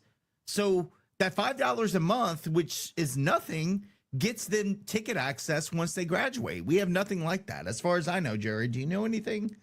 I mean, no. So again, we say these things, Monica, but it gets, and nobody listens. You know, if nobody's listening, it's like that's a problem. Well, part of that's the Alumni Association. And I know they have a new person in there for the last year or so that's been trying to push it, but I've always been somebody. That's well, what I've we're always all been talking about, somebody. Jerry. There's always somebody new. But and the thing is, it's not hard because, like, let's take, okay, Nick, you live in Houston. There's over 10,000 UL alumni in Houston. I mean, there's a ton. More than that. There's 10,000 in a 10-mile radius of me right now. Right. So think about it like, well, as of late, because a lot of people are moving to Houston. But yeah, to your point, I mean, Houston's a big city. There's so much to do, right? I mean, if I'm working in the Alumni Association, right, and you may have, let's say, somebody just graduated from UL, and whether they're anywhere from 22 to 27 in age range, right, and they got a new job, they're trying to get settled, but they still want to keep in touch with their alma mater at UL. So what's wrong with having maybe a watch party at Topgolf? Rent 10 islands, do like a Raging Cajun alumni event, do an Astros night, rent a suite at the baseball park. You've got 80-something home games, right? Rent a suite, 100 tickets, have a presentation about what's going on at the university, chance to give to RCAF. There's a bunch of bowling alleys in town. Have a Raging Cajun bowling night. I mean, there's so many ideas that you can promote your school in these other different cities, like even New Orleans, Dallas, Atlanta, with all these chapters. And you may, we talk about the $10,000 donor. You may have somebody that really doesn't keep in touch with the school, but has this chance to go to one of these events.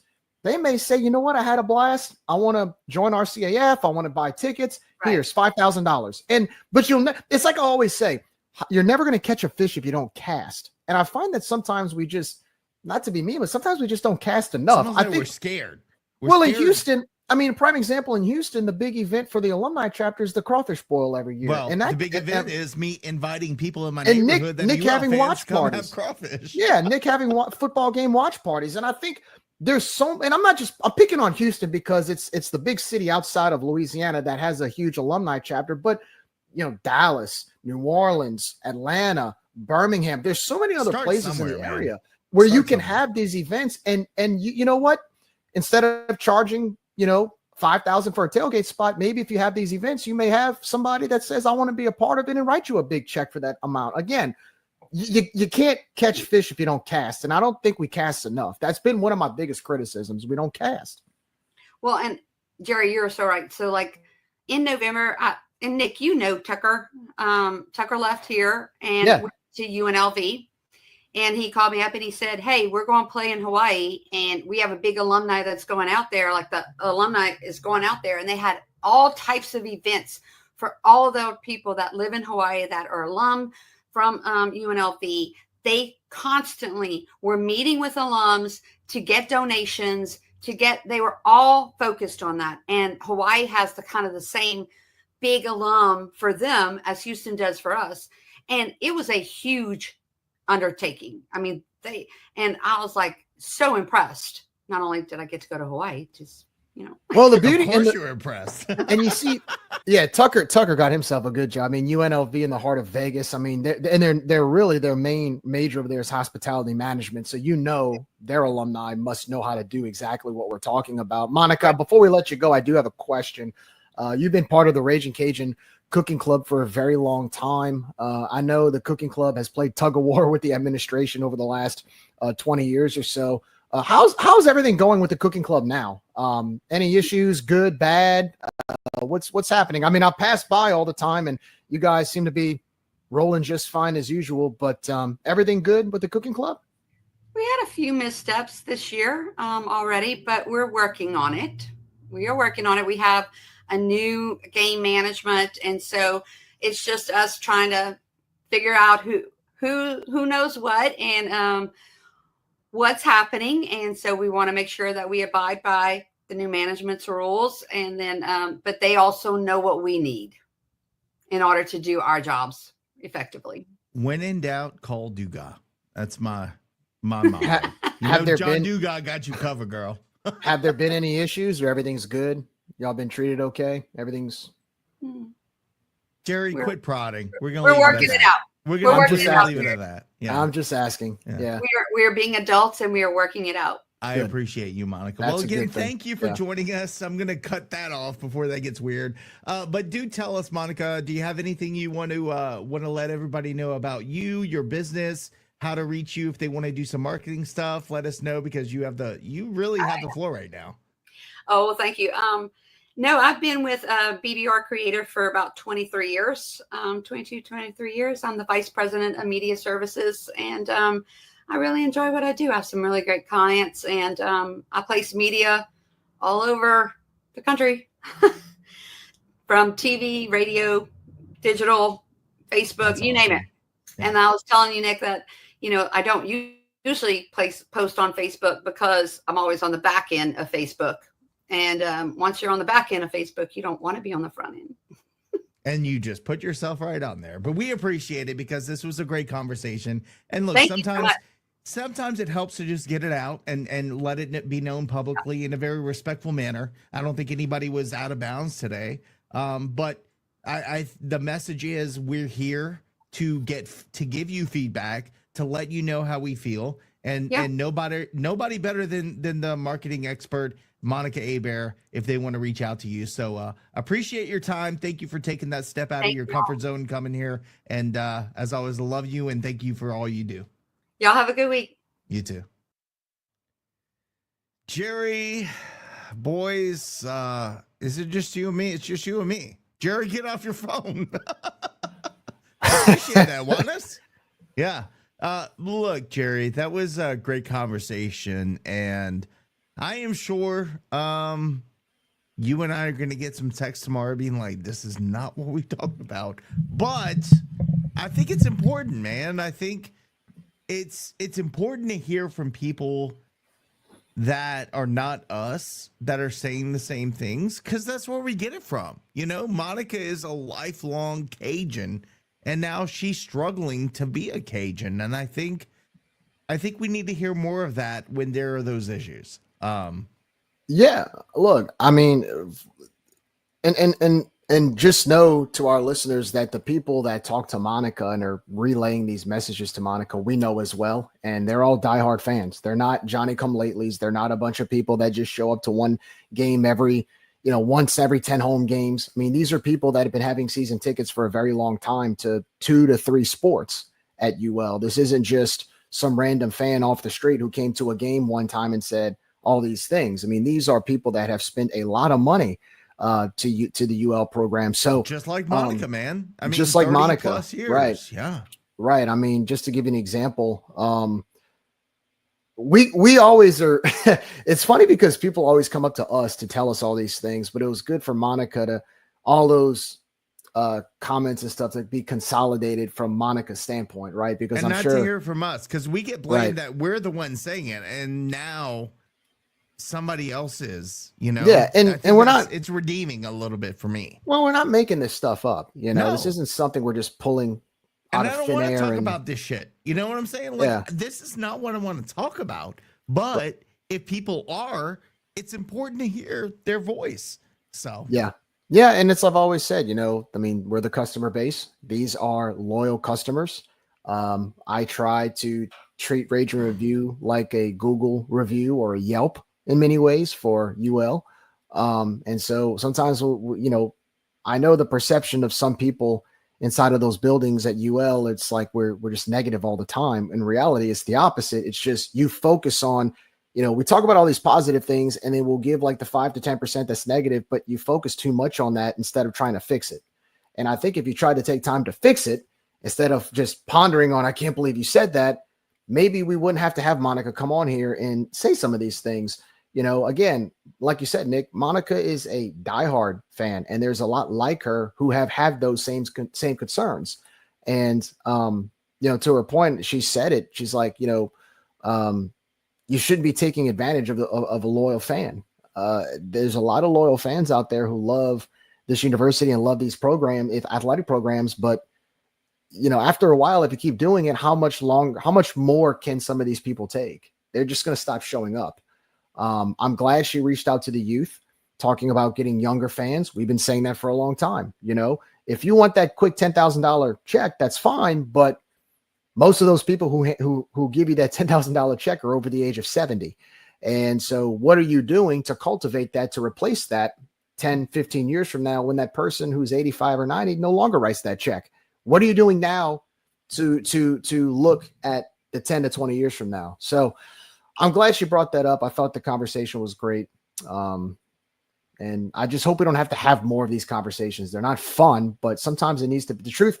The truth hurts, that's what Josh always says. Sometimes, we tell the truth around here, and sometimes it sucks, but sometimes you need to hear it to make yourself better. Well, the point is, Jerry, we're here to talk about that stuff, but also say, hey, like, you've got someone like Monica that has been around for many, many years, like me, like you. It's not just us. Listen, engage, ask questions. Because, like you said, it's not always fun to hear, but it's important to hear. You need to hear these messages. All right, I'm done with that. Before we go, Jerry, one thing I do want to talk about. I mean, Juanis, is out here wanting us to talk about basketball, which we are going to do now. And we're excited about it. And I'm excited to talk basketball now. Shoot. I asked Josh I'm ready about this, and look, I'm excited myself. I'm so excited I yelled and lost my voice.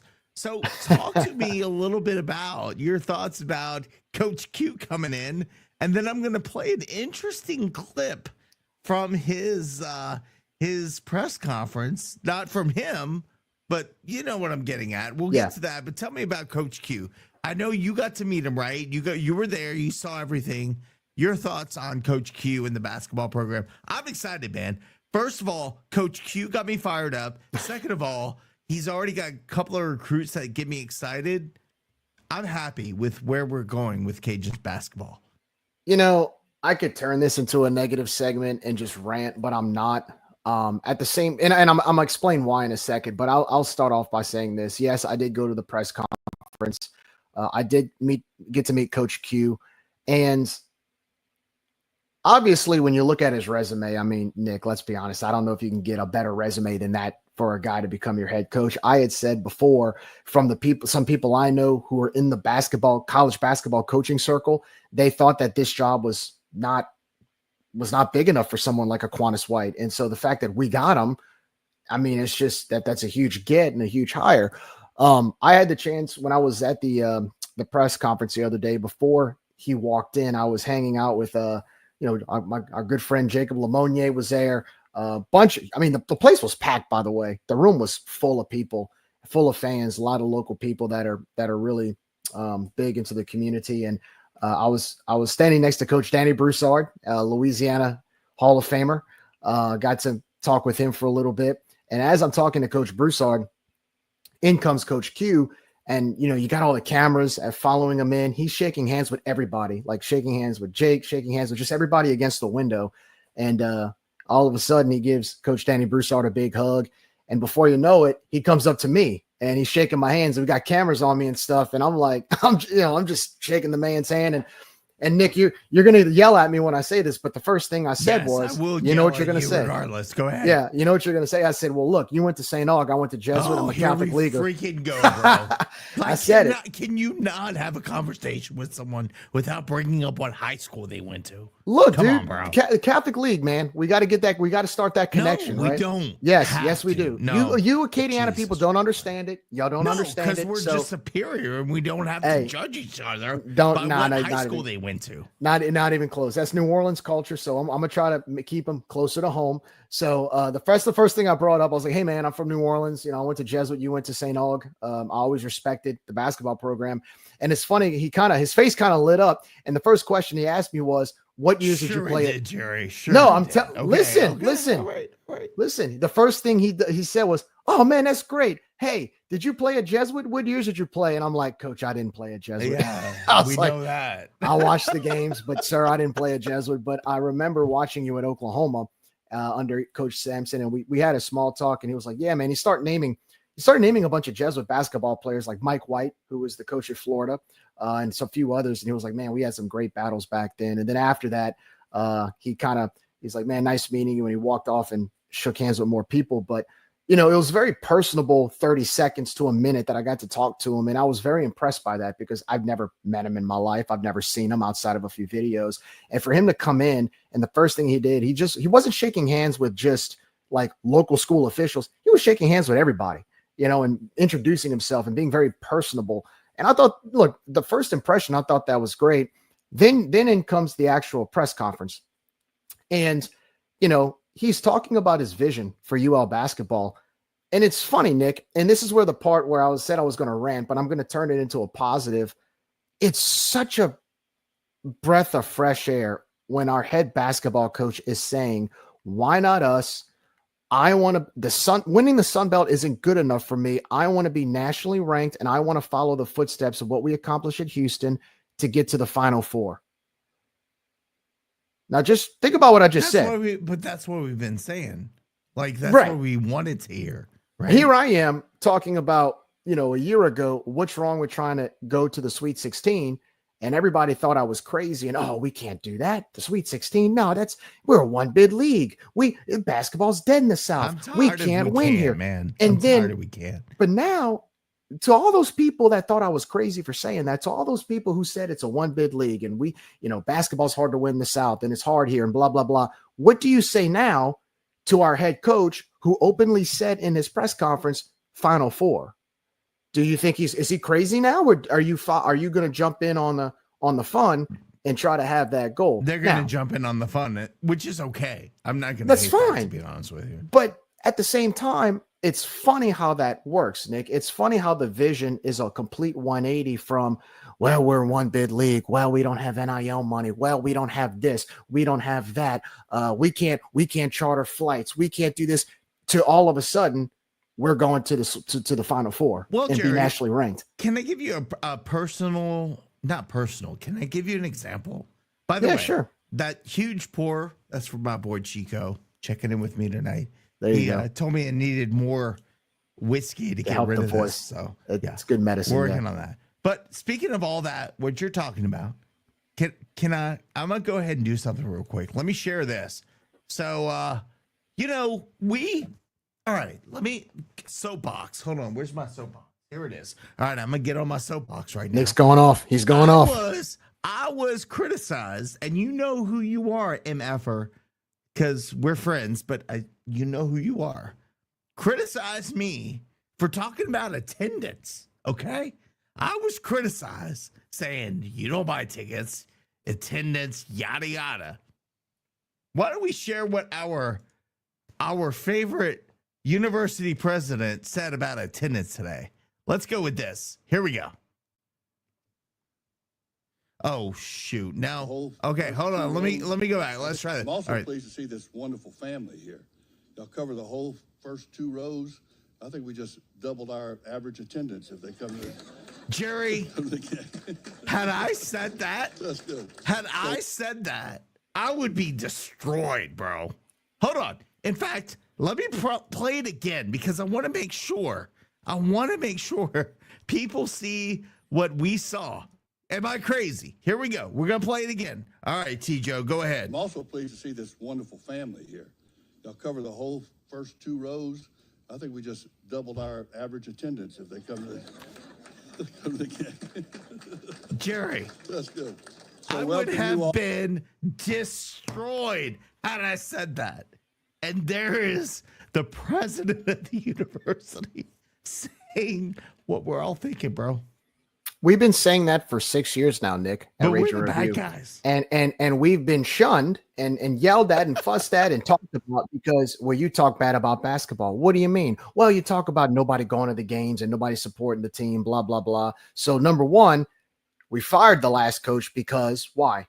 Lack of attendance, which is what we've been talking about. Yep. And two, you just have the university president, Dr. Savoy, at the opening press conference of our new basketball coach saying that, hey, we've got Coach White's family here, and it looks like we've doubled the attendance based on their turnout today.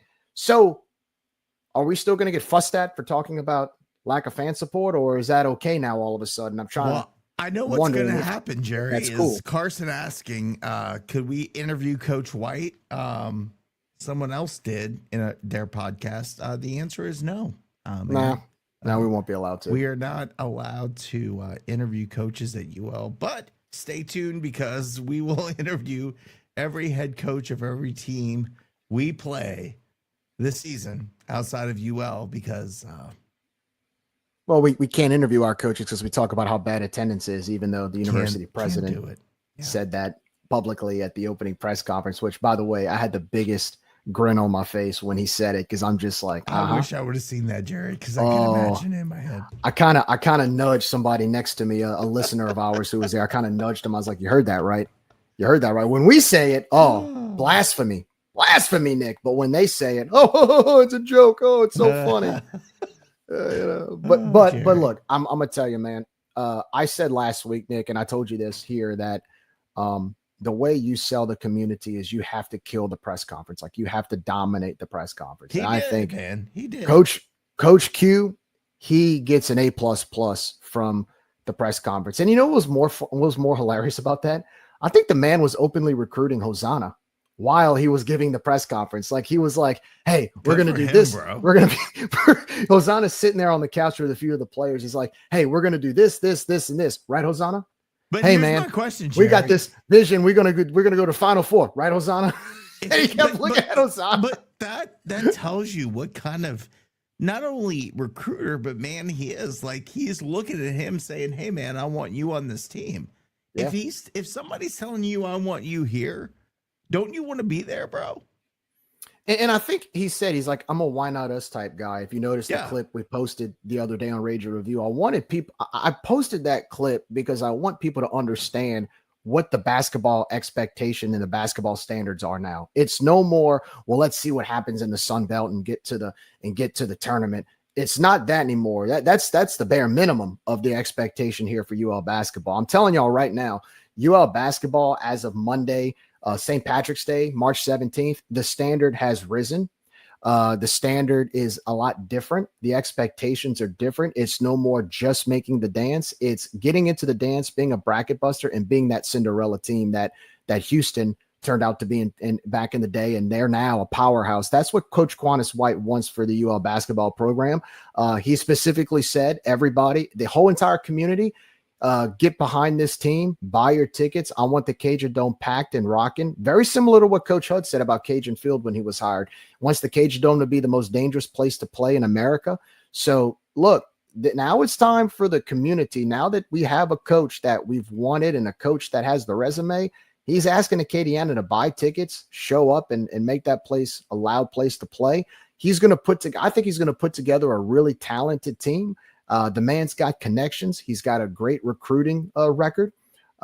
He's from the area. I mean, he's from New Orleans. He probably knows this entire region when it comes to the talent and the bed of talent that we have. And like Carson said, this program needed energy. I think we've got that jolt of energy with this hire, and I expect him to announce probably in the next few weeks, Nick. I'm sure the board has to approve all of it, but you'll probably hear some news on his staff. And his salary and all of that other stuff. Hopefully Zim gets to stay on, man. At least talk to. And I also want to say that I've heard that is something that is a possibility. So love to see. Right. And behind the scenes too, I've talked to a few people that want to be a part of the basketball program, even if they don't get on staff, do something behind the scenes to really booster this program and helping the community get behind it. And I'll talk more about that as time goes on. It's very preliminary right now, but look, man, I don't know about you, Nick, but I feel like this basketball program is headed in the right direction. I'm ecstatic. I bought season tickets, bro. I know. Never in my life brought season tickets. I got them too, man. Basketball, but I did. I bought two. That's right. We'll give some away when I can't be there, but I love Juana saying Hosanna staying. Stay tuned, man. We got some stay tuned. That's right. Stay tuned. Was that Weymouth originally? He changed it to Juanis now. Who knows? I love it, man. I see now. I can't. Coach Q got his own. Oh, and by the way, Nick, Coach Q, he has on his Twitter account. He only has 7 followers, and guess who's one of them? Me? No, us. Rage and Review, man. Oh, nice. Yeah, Rage and Review. So I mean, if you he's know. the one that got 7 followers, he got some work to do. But That's right. That's pretty right. pretty sure he is. Carson's asking, can we interview players? The answer is no.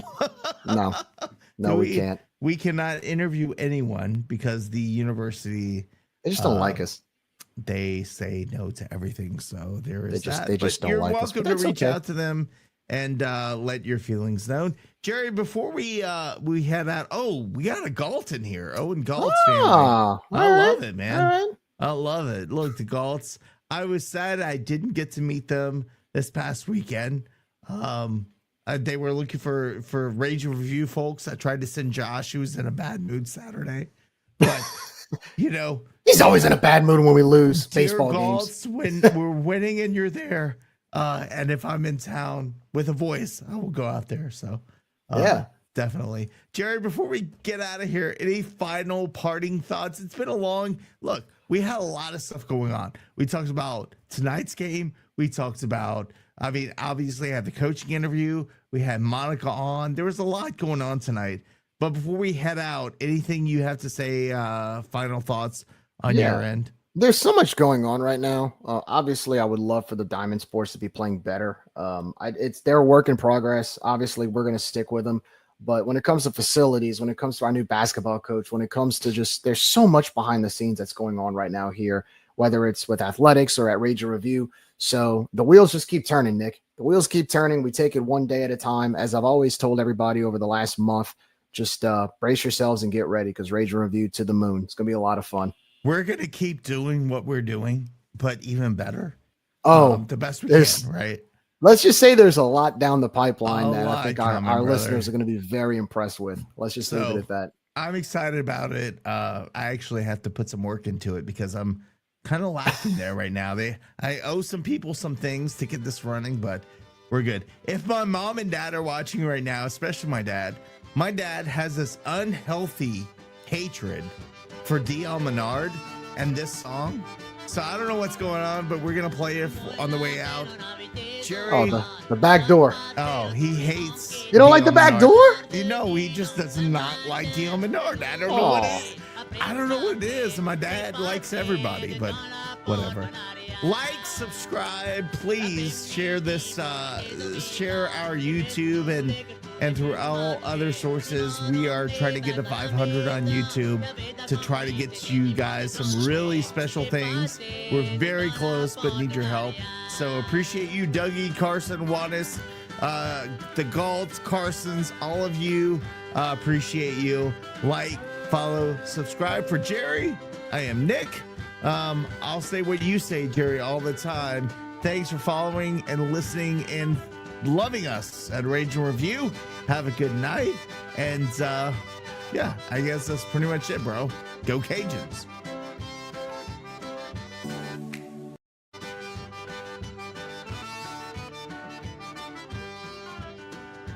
Mon vieux parrain soit qu'on arrivé, il a essayé de chanter mon idée. J'ai pas écouté, moi j'avais trop la tête.